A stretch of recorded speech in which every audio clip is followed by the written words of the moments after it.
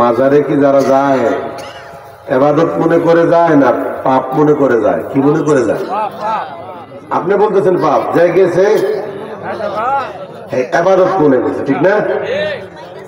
এই ইবাদত মনে করার কারণে, গুনাহকে ইবাদত মনে করার কারণে তার জীবনে তাওবা নসিব হওয়ার সম্ভাবনা নাই।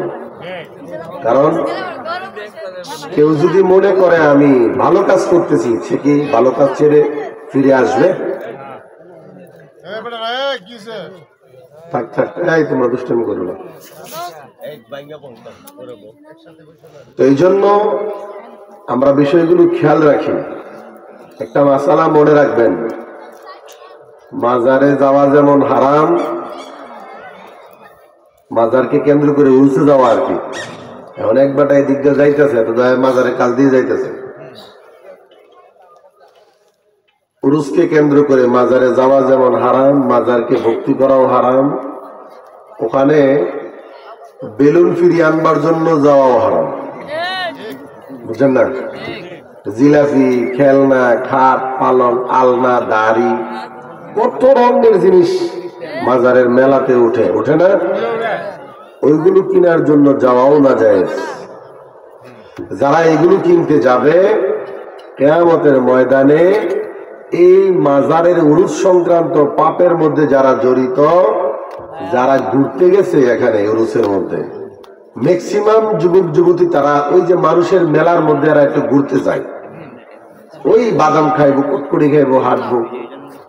এই কথাটা মনে রাখবেন, যে কোনো কারণে এই উরুসের মধ্যে যাওয়া, ঘুরতে যাওয়া, দেখতে যাওয়া, পণ্য কিনতে যাওয়া, রিক্সা, কিতাবে লিখছি রিক্সা যদি ভাড়া করে নিয়ে যায়, ডামালি যাবি, হয়তো রিক্সা লয়ে গেছে, এই রিক্সাওয়ালার টাকাটা যদিও হালাল, কিন্তু সে গুনার কাজে সহযোগিতা করার কারণে সেও কিয়ামতের আদালতে বলবে, আল্লাহর ফেরেশতা বলবে, এরে নিয়ে দিছে, গুনার কাজে সহযোগিতা করছে, এ অপরাধী। এক বেটায় জুমার মসজিদে যাবে, আপনার ঘর থেকে বেরিয়ে আপনি বলছেন এই মসজিদে যাবেনি, তাড়াতাড়ি চলো, আমাকে জুমা ধরতে হবে। তাহলে সে টাকাও পাবে, সওয়াবও পাবে, যেহেতু আল্লাহর ঘরে নিয়ে দিছে।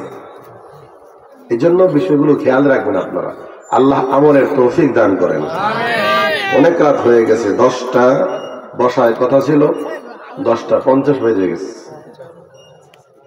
লম্বা চড়া আলোচনা করব না, সংক্ষিপ্ত আকারে কোরআনের একটা ঘটনা বলবো। এই ঘটনাটা আল্লাহ কোরআনে বলেছেন, এটা শুধু কোনো ঘটনা নয়, এটা ঈমানের নসিহত। ওই ঘটনাটা থেকে সংক্ষিপ্ত আকারে কয়েকটা নসিহত বের করব, মোনাজাত দিয়ে দিব ইনশাআল্লাহ। বসবেন তো? আলহামদুলিল্লাহ, আলহামদুলিল্লাহি নাহমাদুহু ওয়া নাস্তাঈনুহু ওয়া নাস্তাগফিরুহু ওয়া নু'মিনু বিহি ওয়া নাতাওয়াক্কালু আলাইহি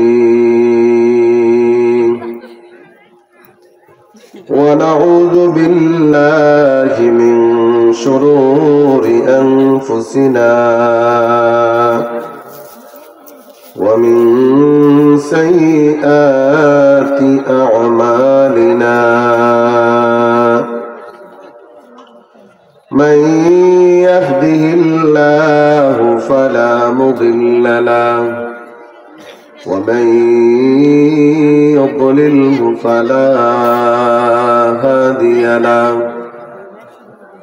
ونشهد أن لا إله إلا الله وحده لا شريك له ونشهد أن سيدنا ومولانا محمدا عبده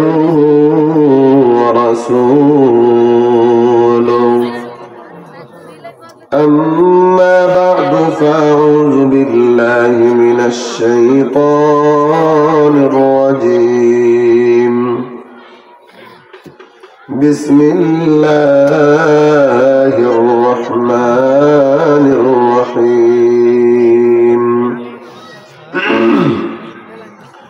أم حسبت أن أصحاب الكهف والرقيم